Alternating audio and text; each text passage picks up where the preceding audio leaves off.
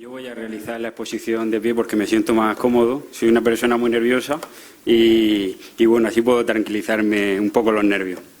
Buenas tardes. En primer lugar, agradeceros, como no puede ser de otra manera, a todos y a toda vuestra asistencia a este acto que estamos aquí celebrando. Voy a comenzar disculpándome, esto es algo inusual, pero lo hago no porque esté nervioso, que un poco también, sino sobre todo porque estoy muy emocionado. Y es que la historia de la que vamos a hablar hoy no es una historia, desde luego, sencilla de contar. Es una historia de varias, que aunque hayan pasado ya varias décadas, sigue doliendo. Y espero que el acto de hoy pueda servir de alguna manera para cicatrizar esas heridas y hacer un poco de justicia. Es difícil para mí estar hoy aquí, aunque estoy encantado de haber tenido la oportunidad de hacerlo. Y es difícil porque de quien vengo a hablar no es una persona que me sea indiferente, ni muchísimo menos. Es una persona a la que tengo un enorme aprecio y que, bueno, está hoy aquí con nosotros y para mí es un orgullo. Y es, como no puede ser de otra manera, Manolo Ollón. No me va a ser sencillo, como digo, transmitiros tanto sufrimiento, tanta injusticia que ha sufrido esta familia. No sé si me voy a emocionar, bueno, hace un momento está a punto de hacerlo, no sé si durante la exposición, cuando llegue a mi casa, no lo sé. Alguna lágrima voy a soltar, seguro. Y es que esta historia, pese a haberme antecedido en más de 50 años de que yo naciese, de alguna manera yo también la siento un poco cercana.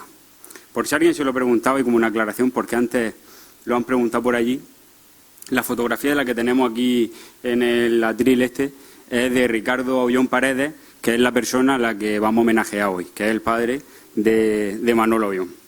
Y bueno, dicho esto, voy a pasar ya con la presentación en sí, que con el objetivo también de no irme mucho por las ramas y ceñirme al tiempo estipulado, me he preparado un PowerPoint donde, bueno, pues hay básicamente mi esquema argumental.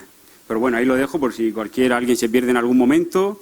Está acompañado de varias fotografías, no me voy a poder detener a explicarlas porque si no es que se me va a ir de tiempo.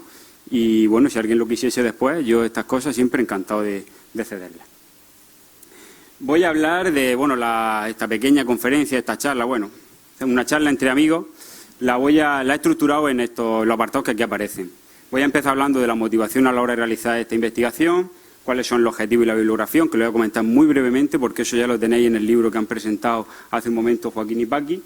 Y ya pasaré a hablar de la familia Ollón, primero haciendo una presentación de ellos, luego hablando ya de la militancia republicana de Ricardo Ollón, de su experiencia como víctima de la represión franquista y ya terminaré con unas conclusiones.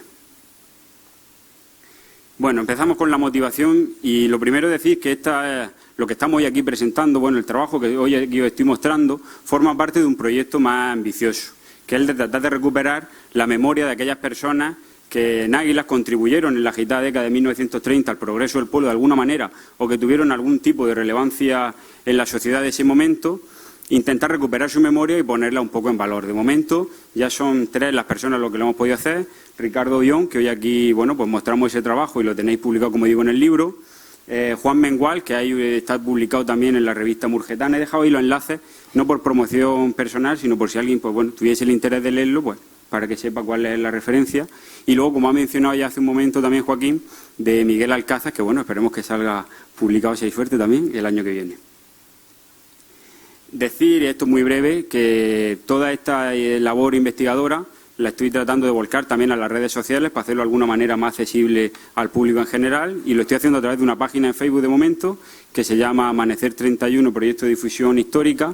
Ahí he dejado unas pequeñas tarjetillas donde aparece la dirección y mi dirección de correo por si alguien quisiese contactar en algún momento por alguna historia y bueno, en esto no me quiero tampoco detener más. El objetivo de la investigación ya hablando de Ricardo Ollón que me planteé, pues lo podríamos resumir en 4, 2 generales y 2 específicos. Los generales, pues profundizar en el estudio de la represión franquista en el municipio de Águilas y conocer cuál fue el papel que desempeñó la masonería en nuestro municipio, que fue una institución pues con bastante importancia, sobre todo en la década de los 30. En cuanto a los objetivos específicos, serían el de recuperar el legado de Ricardo Ollón Paredes y con el suyo, también de su familia, y el de tratar de contribuir humildemente, con un granito de arena, a reconstruir con una experiencia personal a reconstruir una historia colectiva. En cuanto a la bibliografía no me quiero extender, simplemente la pongo para que veáis que, en fin, que lo que yo voy a decir ahora no es algo que se me ocurrió a mí una tarde, sino que está todo documentado. Todo está en base a unos documentos y en base a unos hechos contrastados. Porque así es como se hace historia. He querido resaltar 2 libros. Son de Martín Ovejero, porque habla de la represión a la masonería. En este caso, Ricardo Ollón fue un masón represaliado y por eso la vinculación con él, por eso he querido destacarlo. Y el otro es de Juan Navarro García, que es una publicación aguileña, la única publicación aguileña histórica en la que se hace referencia a Ricardo Ollón Paredes. Hay otra, pero esa no podríamos llamarlo historia, es más una cosa distinta. Y también, si no me equivoco, un compañero que está aquí presente, creo que hace poco publicó un artículo que también hace referencia ahora mismo que te he visto, acabo de caer en la cuenta. Bueno, simplemente fuentes primarias y fuentes, sobre todo fuentes primarias porque hay muy pocas referencias a Ricardo Ollón. Y pasamos ya a meternos en harina, por así decirlo. Empezamos presentando los que van a ser los protagonistas esta tarde, que es la familia Ollón. Una pequeña genealogía de quienes más vamos a estar hablando hoy, que son Pedro Ollón Pelegrín y María Dolores Paredes Lorente, padres de Ricardo Ollón Paredes, que con su primera mujer, Carmen Jorquera Pérez, tuvo 2 hijos. Manolo, que como decimos está hoy aquí con nosotros, y Lola, que bueno, nos acompaña su hija Genoveva. Para situarlos también, bueno, ya sabemos que son aguileños, aunque también vivieron algunos años en Cartagena. Pedro Ollón tuvo que trasladarse allí porque, bueno, pues las condiciones materiales en el momento hacían imposible, hacía una vida viable en Águila y tuvo que emigrar a Cartagena en busca de trabajo, donde después daremos alguna pinceladita más de esto. En Águila se dedicaron al comercio en los años 30, en los primeros tercios del siglo XX, y tenían 2 comercios, la cartagenera de Pedro Ollón y una pequeña tienda de paquetería, mercería, artículos de bazar y también algunos productos alimenticios que regentaba el propio Ricardo Ollón. Hablar de la familia Ollón en Águila es hablar de la República. Están íntimamente vinculados a ella. Pedro Ollón, como decimos, el primero de los Ollones de los que vamos a hablar hoy aquí, ha sido uno de los más destacados militantes republicanos que ha habido en la historia de nuestro pueblo. Inició su militancia y su estancia en Cartagena, a la que hacía antes referencia, donde trabajaba en un restaurante, dando la casualidad que él servía como camarero un día que se celebraba una velada en la que estaba invitado Francisco Pi Margall, que había sido presidente de la Primera República. Ahí él tuvo la oportunidad de conocerlo, escuchó el mitin y Manolo me contaba cómo su abuelo, en el mismo momento en que terminado el acto dijeron que si había alguien que quería tomar el carnet del Partido Republicano, en ese mismo momento soltó la bandeja y fue corriendo a tomar ese carnet. Y desde ese mismo momento consagró toda su vida a unos ideales que van a ser los de la República Federal, que defendía Pi Margall. De regreso a Águila, de hecho, ha sido uno de los fundadores del Partido Republicano, una de las agrupaciones locales republicanas más importantes que va a haber en la región de Murcia. Y es que en plena época del caciquismo, en Águila van a conseguir tener representación institucional. De hecho, Pedro Ollón fue concejal varios años, en las legislaturas que van de 1916 a 1922. En 1930 fue también nombrado a dedazo como concejal. En ese momento caía la dictadura de Primo de Rivera y querían formar un pleno lo más plural posible para intentar salvar los muebles de alguna manera. Los republicanos rehusaron a participar en él, exigiendo unas elecciones democráticas, como después llegarían un año después. Pero en esa época fue también concejal, aunque nunca tomó posesión del cargo, por coherencia con sus ideales. Y luego también sería quizás la etapa más importante suya como concejal entre el 31 y el 36, donde ejercerá también como primer teniente de alcalde. Ricardo Ollón, hablamos ahora ya del hijo, toma partido en la vida política aguileña desde muy joven. Y es que siendo muy joven, casi un adolescente, ya simpatizaba con el movimiento libertario, lo que le llevaría años después, ya incluso en plena guerra civil, a estar afiliado a la Confederación Nacional del Trabajo, al sindicato anarquista. Ricardo Ollón, si destaca por algo, es por ser una persona en una mentalidad muy abierta, lo que le va a permitir ser pues eso, muy versátil a lo largo de su vida. Vivió su primera experiencia con la represión, y es que la familia Ollón vivió varias experiencias con la represión. Pedro Ollón fue encarcelado durante la dictadura de Primo de Rivera. Ricardo Ollón también va a ser encarcelado por repartir propaganda, y esto es curioso, porque Ricardo Ollón repartía propaganda contra la dictadura de Primo de Rivera, pero a quien encarcelaron fue a Pedro, porque era ya un conocido republicano.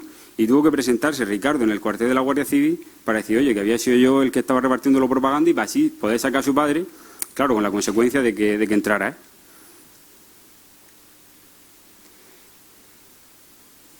En 1930, ya caída la dictadura de Primo de Rivera, ya él había salido, ya había dimitido, se reconstituye la agrupación local del Partido Republicano.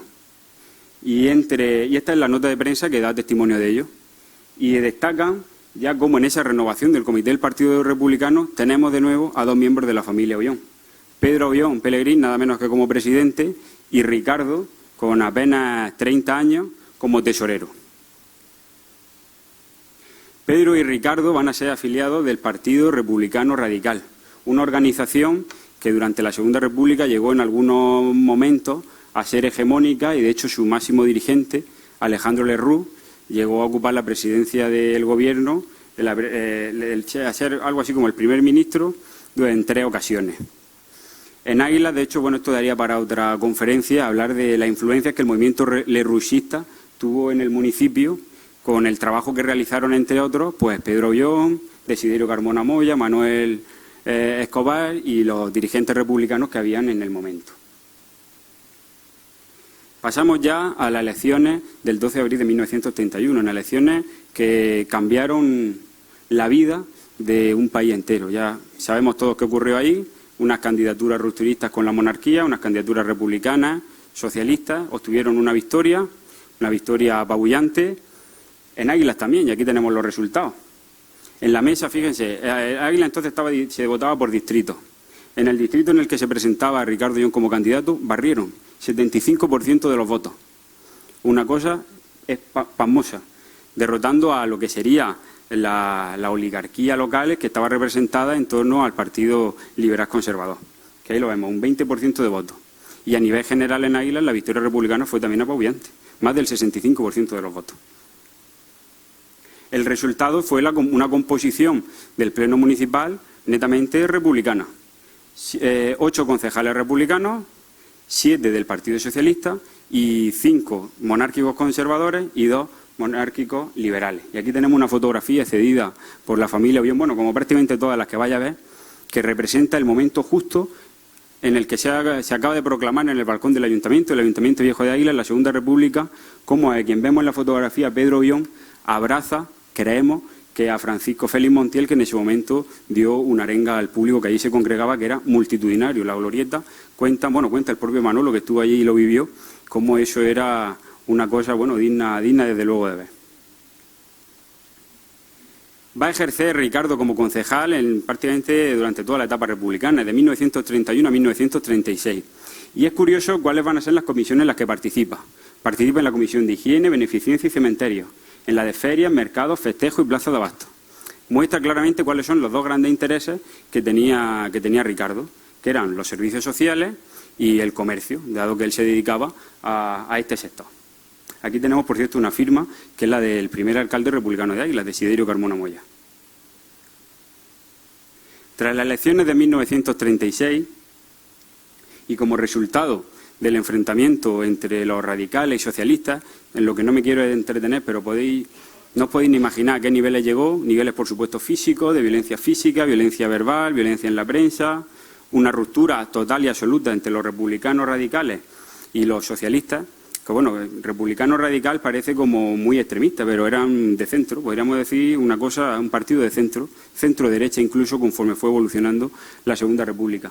Y la ruptura era tremenda, y el nivel de crispación había llegado a unos niveles inauditos, incluso se llegaron a encarcelar a unos a otros, hubo batallas campales incluso en la glorieta entre partidarios de una y otras formaciones. Pero esto, ya digo, daría para otra conferencia. El caso es que llegan las elecciones de 1936 en las que gana el Frente Popular, y el resultado se va a sentir también en nuestro municipio, y es que se va a recomponer el pleno del ayuntamiento. Vendrá aquel que mencionaba antes, Francisco Félix Montiel, ahora ya convertido en diputado socialista. Creo que fue el primer diputado aguileño que llega al Congreso de los Diputados, no estoy seguro, me parece que fue el primero. Y lo que hace es cambiar la composición del pleno municipal. A partir de ahora el pleno municipal va a estar integrado por una mayoría absoluta socialista. 19 concejales del PSOE, 3 de Unión Republicana, un partido de centro-izquierda republicano. Y el alcalde, pues llegamos al primer alcalde socialista de la historia de Águila, José Fernández Navarro. El Partido Radical de Ricardo, de Pedro, se va a desintegrar, va a tener unos resultados fatídicos y solo van a obtener 5 diputados y su propio dirigente, Alejandro Lerroux, se va a quedar sin acta. Un varapalo electoral, yo creo que de los pocos que ha habido en la historia de España tan sonados, porque pasaron de tener 90 diputados a quedarse solo con 5. Desde luego no hicieron una buena labor en el tiempo que estuvieron en el gobierno. Y pasamos ya a hablar de la guerra de España. No sé si quizás estoy yendo a lo mejor un poco rápido, a lo mejor estoy yendo muy lento, espero que más o menos se esté entendiendo todo. Intento seguir una línea cronológica para que se pueda comprender de la mejor manera posible. Ricardo Ollón va a permanecer en Águila durante todo el conflicto. Va a servir durante 5 meses como carabinero, pero el resto del tiempo permanecerá en nuestro pueblo porque, claro, a su cargo tenía una familia con 2 chiquillos y bueno, su mujer había fallecido recientemente, falleció en 1935. En ese tiempo mantendrá su militancia en la CNT, en el Partido Republicano ya no, porque sencillamente no existe el Partido Republicano Radical. La familia Ollón va a vivir su segundo episodio de represión. Y es que van a estar bajo la sospecha de ser quintacolumnistas, es decir, de ser traidores o en algún momento pensarse que pudiesen conspirar contra el gobierno de la Segunda República. Por esa razón, estriba en el hecho de que ambos militasen en el Partido Radical, que era el partido que estaba enfrentado con el PSOE y que en ese momento estaba en el gobierno. Entonces, claro, consideraban a sus rivales pues poco menos que como sospechosos de traidores. Por esa razón, Pedro Ollón va a ser encarcelado, va a permanecer encarcelado de agosto a diciembre del 36. Primero en la improvisada cárcel del Jabón, que era una fábrica de jabón de la familia Joffriu, que fue expropiada y utilizada como cárcel, y en la que pasarán algunos de los principales dirigentes de lo que había sido la monarquía en los años previos, pero sobre todo de lo que había sido la República. Por ahí pasó Desiderio Carmona Moya, que había sido alcalde, y por ahí pasará también Pedro Ollón, que había sido el primer teniente de alcalde. Después sería trasladado a la cárcel de San Juan. Esto pasó en los primeros momentos de la guerra, donde tenemos que comprenderlo, una situación de desorden, de inestabilidad tremenda. Había acabado de empezar una guerra civil y se produjeron algunos excesos, que no obstante luego se corrigieron y volvió el orden, y de hecho en Águila a partir de 1937 no ocurre ningún hecho, no hay ningún hecho reseñable de represión entre comillas republicana. Y desde luego no se puede ni muchísimo menos comparar a la represión franquista que vendrá después. Ni muchísimo menos. Es como equiparar 1 y 100. No se puede equiparar. Imposible. Ricardo Ollón también va a estar bajo la sospecha. Él estuvo a punto de ser encarcelado en varias ocasiones y sufrió varios registros en su domicilio, donde a mí me llamaba la atención cuando leía la documentación, donde se habían llevado un aparato receptor de radio, mapas y otros objetos que no detalla. Durante la guerra, bueno, pues no todo iban a ser penas, y en la familia Ollón va a vivir un momento que yo me imagino tuvo que ser de felicidad, que fue cuando Ricardo contrajo su segundo matrimonio. En 1935 había fallecido muy joven Carmen Jorquera, con solo 32 años. Carmen Jorquera, que era una mujer, una intelectual, podríamos decir, y sobre todo en su tiempo, donde prácticamente las mujeres no tenían acceso a la educación y la cultura, ella destacaba precisamente por su nivel cultural. Se casará por segunda vez con Angelita Guillén Fernández, y esta va a ser una boda civil, ya no va a ser por la Iglesia.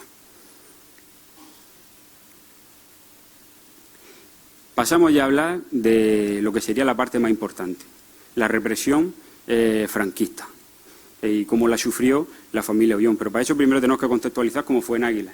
Y es que de la represión franquista prácticamente no se escapó nadie, de alguna manera, de otra, de un nivel, de otro, pero todos la sufrieron.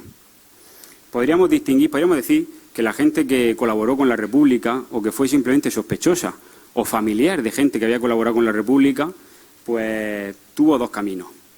El de partir al exilio, y de hecho fueron muchísimos los que se fueron, especialmente el exilio a Argelia, donde fueron muchos militantes socialistas, militantes de izquierda que vienen en el municipio. Ahí pongo algunos nombres: José Antonio Moreno, Juan Navarro el Campanero, Luis Carrillo Valdés. Fueron, por supuesto, muchísimos más, incontables.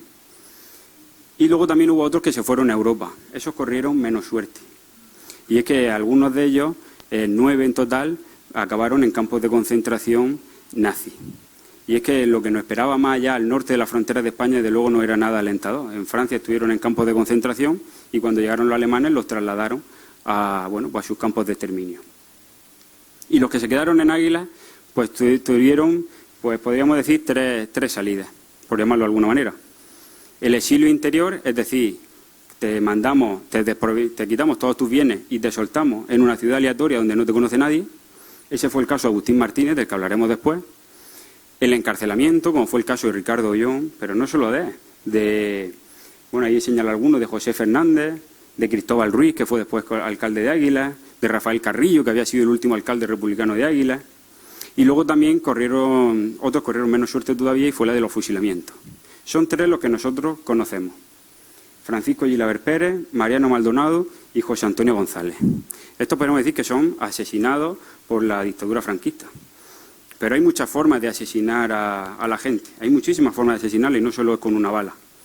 Vamos a ver algunos casos. Mandar a gente a las prisiones, tal y como eran los sistemas penitenciarios, era condenar a la gente a la muerte. Agustín Martínez, que lo mandaron a Málaga, exilio forzoso, estaba condenado a muerte. Y después comentaré cómo terminó sus días. Una vez concluida la guerra, el victorioso, entre comillas, nuevo régimen del general Franco impulsa un tribunal especial. Un tribunal para reprimir la masonería y el comunismo, que eran considerados los dos grandes enemigos del nuevo régimen, masones y comunistas. Contra ellos no va a haber piedad ninguna. Si había estado en la masonería, aunque fuese un día solo, o repartió un panfleto del Partido Comunista, ya sabías que iba a la cárcel, si no, incluso fusilado. Aquí tenemos el primer artículo, yo creo que lo deja muy claro, de la ley, que dice así: constituye figura de delito castigado conforme a las disposiciones de la siguiente ley el pertenecer a la organización de la masonería y al comunismo y a las demás asociaciones clandestinas que se refieren al artículo siguiente. Ya está. Haber pertenecido a esas asociaciones ya era considerado delito, aunque hubiese sido antes incluso que empezase la guerra. Ya era considerado delito. El general Mola, por si acaso alguno tiene dudas de cuál era la voluntad del franquismo, lo deja muy claro en una frase: es necesario crear una atmósfera de terror. Hay que dejar sensación de dominio, eliminando sin escrúpulos ni vacilación a todo el que no piense como nosotros. Más claro, imposible. Lo que se buscaba era acabar con toda esa gente, exterminarla. Hablando de la masonería, simplemente una definición, yo no soy experto en masonería, pero bueno, hay mucha propaganda durante años, claro, de dictadura, en la que se ha tildado prácticamente como si fuese una secta que lo que quiere acabar con el mundo que conocemos y con la sociedad tal y como la conocemos. Y desde luego no es tan así. La masonería es más una sociedad filantrópica. Yo por lo menos voy a hablar de lo poco que conozco, que es la actividad que desarrollaron en Águilas, donde enseñaban a leer y a escribir a la gente, donde entre ellos funcionaban como una hermandad y se apoyaban mutuamente. Una sociedad, claro, secreta, eso sí, y como digo, con fines más filantrópicos. En Águilas va a haber, además, es una cosa curiosa, en 1931 había solo 3 municipios donde haya testimoniada presencia de masones: Murcia, Cartagena, las 2 principales ciudades de la región, y Águilas. En Águilas había una logia masónica, la logia Venus, número 40, a la que van a pertenecer pues prácticamente todo el gobierno republicano. Prácticamente la cúpula dirigente del Partido Republicano Radical van a ser masones, y el primer alcalde republicano, Isidro Carmona Moya, también lo será. Ricardo Ollón, como digo, va a formar parte de esta logia y lo hace desde el 14 de abril de 1930. Y él solo se pudo demostrar que estuvo hasta otoño de 1932. Si bien se sabe por la familia que estuvo más tiempo, pero no pudieron nunca demostrárselo, y eso fue de lo que se libró, si no la pena hubiese sido mucho mayor. Y además tampoco pudieron demostrar que hubiese tenido un título mayor que el de iniciado. Es decir, simplemente una persona que había estado 2 años en la masonería y con el título de iniciado, ya era, y además en 1932, 4 años antes de que empezase la guerra, ya era sospechoso de masón y por tanto tenía que ser represaliado. Sería iniciado por otro concejal republicano, por Jorge Román Serrano. El 3 de abril de 1940 se inicia el proceso judicial contra Ricardo Ollón y podríamos decir que empieza como, pues su calvario. Fue encarcelado antes en varias ocasiones. O sea, realmente el cabreo podríamos decir incluso que empieza antes. Lo encarcelaban de manera intermitente. Para meter miedo a él y a la familia, iban, pues prácticamente lo secuestraban y pasaban una noche en la cárcel y luego lo soltaban. También para que el vecindario supiese qué es lo que pasaba si tratabas de oponerte al nuevo régimen que se estaba imponiendo. Fue denunciado, porque claro, si no, no hubiesen sabido las autoridades franquistas que era masón. El caso es que fue denunciado. Y sobre esto hay tres versiones, o sea, se sospecha de tres personas. Sospechamos, realmente sabemos quién fue. Pero sobre los papeles pone que fue Daniel Riera Pérez. La realidad es que fue Luis Muñoz Calero. Pero Luis Muñoz Calero fue muy listo, porque él no aparece puesto en ningún papel, aunque él fue quien dirigió la represión franquista aquí en Águilas, pero no aparece puesto sobre ningún papel. Y esto es una cosa muy curiosa, y es una deuda también incluso histórica que nosotros tenemos, no conocemos nuestra propia historia. ¿Cómo podemos tener hoy día incluso calles a Armando Muñoz Calero que homenajeen a gente que ha participado en esta represión? Armando Muñoz Calero como fundador de Falange, diputado en las primeras Cortes franquistas, su hermano dirigiendo la represión al franquismo en Águilas. ¿Cómo podemos tener todavía calles a esa gente? Y también existe la sospecha sobre Juana Ruiz, que era una dirigente de la sección femenina de Falange, que ella se jactaba de ser la que había denunciado a los masones. Denunciaría a algunos. A Ricardo Ollón, desde luego, lo denunció Luis Muñoz Calero utilizando a Daniel Riera Pérez. Pero no va a ser el único aguileño que va a ser represaliado por la masonería. Yo he podido rescatar 6 nombres. Es que no sé ni cuánto habrá, muchísimos. Sumarios que existan sobre aguileños, hay más de 300. Más de 300 aguileños al término de la guerra fueron juzgados por el franquismo. Más de 300. En un pueblo que en ese momento tenía 15.000 personas. Vamos a darnos cuenta de cuál ha sido el grado de represión. Y posiblemente muchas de esas historias no las podremos recuperar nunca. Y será gente que habrá sido asesinada de una manera o de otra y no podremos recuperarla nunca. Tenemos que darnos cuenta también de lo que ha hecho el franquismo en este país y ser muy conscientes de qué sociedad hemos heredado de esos años. Como digo, consiguió recuperar 6 nombres. Fueron los de Desiderio Carmona Moya, como digo, alcalde, que fue encarcelado. Juan de la Rea Carmona, que se marchó al exilio a Escocia, donde tenía familia. Ginés Neso Sala Serrano, que era cartero, un simple cartero del pueblo, y también estuvo en la cárcel, donde además compartió presidio con Ricardo. Enrique García Frías, abogado, también estuvo en la cárcel. Agustín Martínez, mandado a un exilio forzoso en Málaga. Este era un hombre mayor, empleado de la plaza de Abastos. Sí, era masón. Su gran delito, ser masón. Un hombre ya de avanzada edad, a la que le quitaron, como digo, todos sus bienes y lo mandaron a Málaga. Allí estuvo mendigando unos meses, hasta que cuenta una aguileña que vivía allí, que lo encontraron muerto un día en la calle, muerto de frío, en un banco, en la calle. Esos son asesinatos también, aunque no figuren en ninguna lista. Y luego Jorge Román Serrano, que hay una historia muy curiosa, y es que falleció antes de que se iniciase el proceso contra él, pero aún así las autoridades franquistas se presentaron en su casa para intentar llevárselo. Y su mujer lo que hizo fue guiarlo hasta el cementerio y le enseñó la lápida, para que viesen que efectivamente había fallecido. Estos son los miembros del tribunal que juzgaron a Ricardo. Y no eran cualquiera, no eran el cabo o el sargento, no. Le juzgaba Andrés Saliquet Zumeta, general, uno de los dirigentes del Ejército del Centro durante la Guerra Civil y por entonces procurador en Corte, es decir, lo que sería un equivalente a diputado. Saliquet es uno de los 35 altos cargos de la dictadura que fueron imputados en 2008 por el juez Baltasar Garzón por crímenes contra la humanidad. Y este fue el presidente del tribunal que juzgó a Ricardo, que solo había estado 2 años en la masonería, solo 2 años. ¿Qué no le harían a los que habían estado más tiempo? Le acompañaban 3 vocales: Wenceslao González Olivero, catedrático de Filosofía de Orientación Pronazi y gobernador civil en Barcelona en julio de 1939, bajo cuyo mandato se produjeron el 85% de las ejecuciones sumarias, es decir, de los fusilamientos. Juan José Pradera Ortega, procurador en Cortes también y periodista que dirigió algunos de los principales medios del régimen.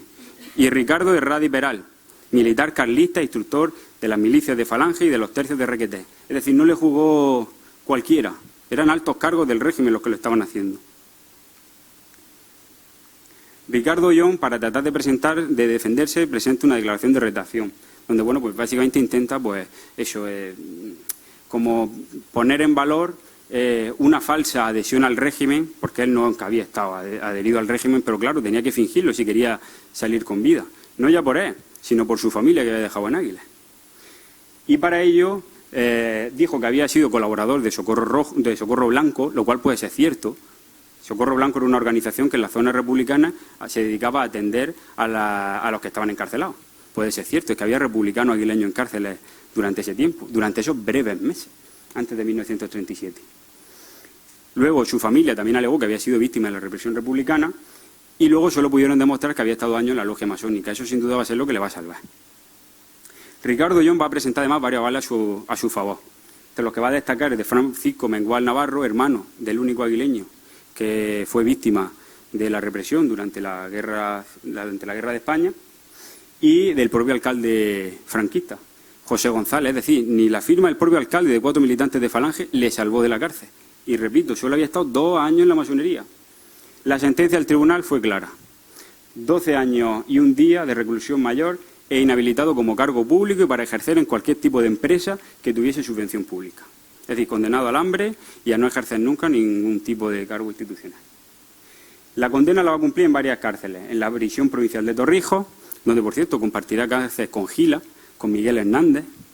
Eso es una cosa curiosa. En el mismo tiempo, bueno, claro, no sabemos si se llegarían a coincidir, porque era una cárcel donde estaban totalmente hacinados, pero coincide el tiempo que estuvo Ricardo con la estancia que estuvieron ellos dos. Estuvo también en el penal del puerto de Santa María, del que hablaremos después, en la prisión central de Burgos y en la prisión provincial de Albacete. De 1940 a 1946, 6 años de cárcel. Bueno, 6 años en la cárcel, porque luego terminó cumpliendo su presidio en Águilas. Le dejaron volver a Águilas, pero no por nada, sino porque estaba ya muy, muy enfermo.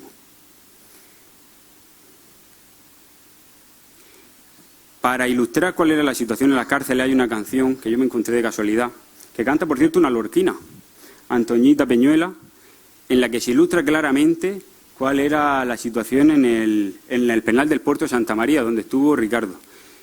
Juanpe, si puedes poner la canción. Y esta quiero que la escuchemos, muy corta, son solo 2 minutos, pero yo creo que es más ilustrativa que todo lo que yo pueda contaros.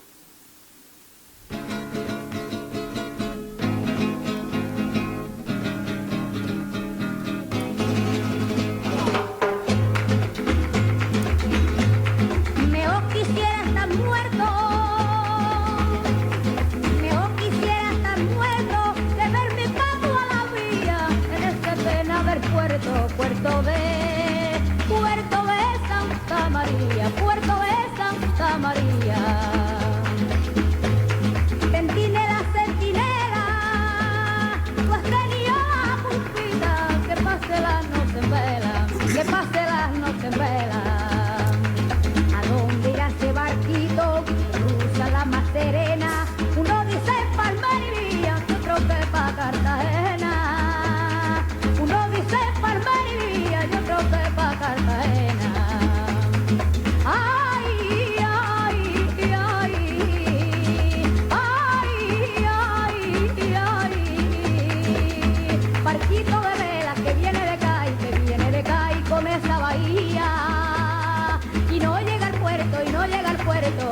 Puerto de Santa María, Puerto de Santa María.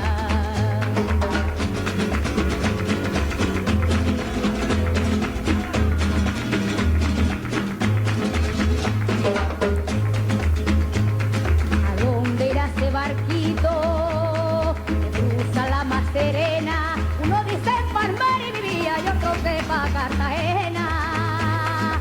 Uno dice Palmería y otro que pa' Cartagena. Ay, ay, ay, ay, ay, ay. Barquito de velas que viene de Cádiz con esta bahía. Y no llega al puerto, y no llega al puerto. Puerto de Santa María, Puerto de Santa María, Puerto de Santa María, Puerto de Santa María, Puerto de Santa María, Puerto de Santa María. La canción es desgarradora, se te parte el alma solo de escucharla. Y nada más las primeras frases ya te lo dicen todo. Mejor quisiera estar muerto que verme para toda la vida en ese penal del puerto de Santa María. Las condiciones que se daban allí eran espeluznantes. No sé cómo iré de tiempo, porque me gustaría contar alguna anécdota. ¿Cómo voy de tiempo? Mal. ¿Bien? Bueno, voy a leerla. Dice, contaba Ricardo que en una ocasión los presos elevaron un escrito. Bueno, por cierto, primero voy a dar algunos datos. Dice, la vida en el penal era un auténtico ejercicio de supervivencia. Su capacidad estaba ampliamente desbordada, llegando a alcanzar en la posguerra la cifra, atención, 5.479 reclusos. 5.479 reclusos. Hay pueblos en este país que tienen menos gente. 5.479 reclusos. Se dice muy rápido. Pensarlo, ¿eh? ¿Cómo estaría viviendo esa gente? Tenían que dormir de canto, pegados uno a otro, porque si no, no cabían. Los presos coexistían con enfermos físicos y mentales, que por las noches penetraban en los sueños de sus compañeros con el ruido de sus gritos. Eso lo contaba el propio Ricardo, no podían pegar ojo porque no paraban de gritar y gritar. Estaban locos, normal. ¿Quién iba a poder mantenerse cuerdo en estas condiciones? Escribe Paul Preston que en las prisiones se hacían enormes esfuerzos por quebrantar no solo el cuerpo, sino también la mente de los reclusos. La humillación y el miedo eran armas que el franquismo utilizaba para doblegar a la población crítica. Contaba Ricardo, y esta es la anécdota, que en una ocasión los presos elevaron un escrito a la autoridad penitenciaria solicitando una mejora de sus condiciones de reclusión, que como hemos descrito eran ínfimas. El alcaide le respondió rechazando sus peticiones y castigando a la población reclusa al aislamiento en el exterior, es decir, no entran cartas, no entran paquetes, impidiendo que entraran y salieran en la cárcel cartas y paquetes, en los que los familiares les enviaban comida, medicina o dinero con el que comprar algunos productos en el economato que regentaban unas monjas en la prisión. Por las condiciones infrahumanas comenzaron a morir muchos de los condenados. Tal era la situación que Sor Victoria, Madre Superiora de la Orden de las Mercenarias de la Caridad, que servía auxiliando a los enfermos, salió al patio de la cárcel para mostrar su desacuerdo y amenazar con marcharse si no se levantaba el castigo. Ante la presión, el 19 de marzo de 1942, festividad de San José, se puso fin al castigo y, como algo extraordinario, dieron de comer arroz con habas, recuperándose muchos de los ambientes prisioneros por el valor nutritivo de los alimentos. Ricardo Ollón va a permanecer en esta prisión casi un año, 352 días. Luego va a ser trasladado a la prisión de Burgos. No van a mejorar las condiciones. En la prisión de Burgos, con una capacidad para 850 personas, que no son pocas, albergó 4.000.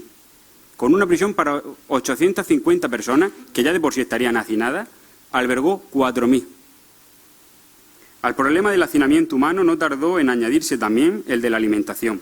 Solo los que pertenecían a los batallones de trabajadores, así lo llamaban, sometidos a duras jornadas de trabajo esclavo, recibían una ración algo más abundante, pero escasamente nutritiva. Arroz con habas, decíamos antes. En esas condiciones no es de extrañar que proliferaran las enfermedades, los fusilamientos en cumplimiento de las numerosas condenas de muerte, las muertes por paliza y malos tratos, las sacas y los paseos completaban las escenas de terror y angustia que constituyeron el escenario en el que se desarrolló la vida en este penal. Y aquí tenemos una fotografía, por si no os creéis lo del hacinamiento, de cómo era. Este es el patio. Además, por cierto, en esa fotografía coincide con la estancia de Ricardo Ollón en la prisión. Lo que pasa es que, claro, cualquiera lo puede localizar. Es imposible. Fijaos, haceros la idea. Y eso sería solo una parte de los reclusos. Ricardo no va a ser la única víctima de la represión en la familia Ollón. De hecho, hoy mismo me estaba contando Manolo el caso de otro familiar más, José Martínez Ollón, si no me equivoco, del que, bueno, lo tomamos nota para en el futuro también recuperar su historia. Él mismo va a ser víctima de la dictadura, la familia entera va a ser víctima. Ricardo dejó una delicada situación en Águilas, como podréis imaginar. Su hijo Manuel, con solo 17 años, vamos a imaginarnos a nosotros con 17 años, se tuvo que hacer cargo de una familia, pero no cualquier familia, una familia con la que sus dos abuelos tuvieron que salir fuera del pueblo, se fueron a vivir al campo, y ahí se llevaron a Lola, a la niña pequeña, a la que siempre trataron de proteger de todo esto. Eso me lo contaba el otro día. Como ella, cuando venían a llevarse a su padre, a ella siempre se la llevaban a alguna habitación, a hacer juegos o cosas para que ella no viviese el drama que estaba viviendo la familia. Y la esposa de Ricardo, Angelita, estaba enferma, para más INRI todavía. Desde luego, y eso lo comentaba también con Miguel, con hermano de Genoveva, al que he tenido el placer también de conocer estos días, que fue Manolo al final quien sacó adelante con sus manos y con mucha penuria y con mucho sacrificio adelante a esa familia. Una familia que había sido de las más distinguidas en Águilas, por motivos propios. ¿Acordáis del negocio de Quincalla, del producto de alimentación del que hablaba antes? Pues la Acción Católica prohibió que la gente les comprara, de manera que el negocio cerró. se quedaron en la miseria. Si tenían algo con lo que poder sustentarse, encima de todo les prohibieron que les comprasen, porque estaban señalados, estaban condenados, podemos decir, al ostracismo, a estar aislados del pueblo de Águilas. Eso es algo que también nos tiene que dar mucho para reflexionar, porque en la represión franquista no solo intervinieron militares, también intervino población civil. Y lo que es quizá más peligroso de todo es que intervino un colectivo, porque a Ricardo Ollón estaba aislado porque nadie le hablaba, porque nadie les compraba en la tienda. Eso nos tiene que hacer una cosa que nos tiene que hacer reflexionar sobre lo que ha vivido este país, lo que ha vivido este pueblo. Ricardo Ollón también, Manolo, también va a ser condenado a reclusión menor. No podía salir de Águilas, lo que limitaba enormemente. Como no podía sacar adelante su negocio, se dedicó a poner cristales. Lo prohibieron salir de Águilas. La fábrica de cristales estaba en Lorca. Ya tenemos un problema. Tenía que depender de que la gente le trajese cristales. Pero es que además, cuando le contrataban en algún sitio para poner cristales, si el dueño se enteraba de que era masón o le decían que era masón, lo despedían. Eso lo puede contar él aquí. No es tan lejano. No es tan lejano esto. Esto en los 60 seguía pasando, y en los 70 también seguía pasando. No es tan lejano. Incluso más recientemente, ya que ha ido la dictadura, sigue todavía teniendo esta familia que escucháis de vez en cuando algún comentario que a alguno se le debería de caer la cara de vergüenza. Si no fuese poco, va a ser también humillado por la Iglesia Católica. Ellos que presumían de ideas abiertas y, por tanto, lejanas de la Iglesia de ese momento, a la élite del pueblo no se le ocurrió otra cosa que divertirse tocando el órgano en la Iglesia al hijo de un masón. Y Manolo fue obligado a tocar el órgano a la Iglesia para deleite de los señoritos del pueblo, a los que podemos poner nombre y apellido. Y algunos tienen calle, Podemos ponerle nombre y apellido. Y se los pondremos, A todo esto hay que sumarle problemas de salud. Imaginaos, depresiones, problemas físicos. ¿Quién puede vivir con esto? El 27 de febrero de 1946, a Ollón, Ricardo regresa a Águilas, todavía con la condena, pero ya como estaba tan enfermo le permitieron regresar a Águilas. Él venía con un estado de salud muy delicado por la mala alimentación y por los malos tratos que había sufrido. Ya va a tener un carácter depresivo. La frase cuando volvió no era el mismo, pues es real. Cuando volvió no era el mismo. Y por supuesto estaba aislado socialmente. La gente no le hablaba, una persona que había sido distinguida por su cultura, porque era un hombre muy culto, por su servicio público como concejal, condenado al ostracismo. El 4 de abril de 1948 queda extinguida su pena. Fallecería en 1962, con 61 años.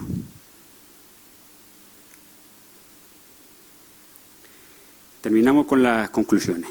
Yo he señalado 4 fundamentalmente. Y la primera, la más evidente, que al término de la guerra el franquismo inicia un proceso de represión, que se va a centrar precisamente en 2 sectores fundamentalmente, masonería y comunismo. Que a través del recorrido por la vida de Ricardo Ollón y la de su familia podemos desentrañar ese drama, ponerle rostro, ponerle caras, que no sean solo cifras. Que en el sistema penitenciario franquista la vida de los reclusos no valía nada, siendo la humillación y su sufrimiento las razones de su existencia. Que Ricardo Ollón fue doblemente condenado. Primero lo condenaron judicialmente unos tribunales franquistas. Luego lo condenaron socialmente. Y lo condenó socialmente nuestro pueblo. Y esto tiene que saberse. Ricardo Ollón, como digo, no fue un criminal. Y yo creo que actos como este sirven un poco para eso. Para que, aunque lleguen tarde, porque desde luego llegan tarde, han pasado muchos años. Ricardo ya desgraciadamente no vive. Llegan tarde. Pero yo creo que hacen un poco de justicia. Que se diga la verdad. Que se sepa que Ricardo Ollón no fue un criminal. El general Selique, que fue quien lo juzgó, sí. Un criminal de guerra. El pasado siempre vuelve para hacer justicia. La historia, aunque lenta, siempre es justa. Hoy honramos la memoria de una persona digna, honrada e idealista.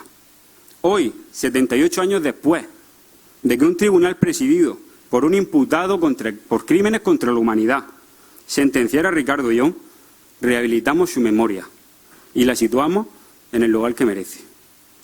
Ricardo Ollón no fue un delincuente, sino una víctima del periodo más oscuro de la historia de nuestro país. Él, que tuvo una mentalidad tan abierta y tolerante, fue sin embargo víctima del fanatismo de su tiempo. Querido Ricardo, la historia te ha suelto y espero que pronto lo haga también nuestra sociedad.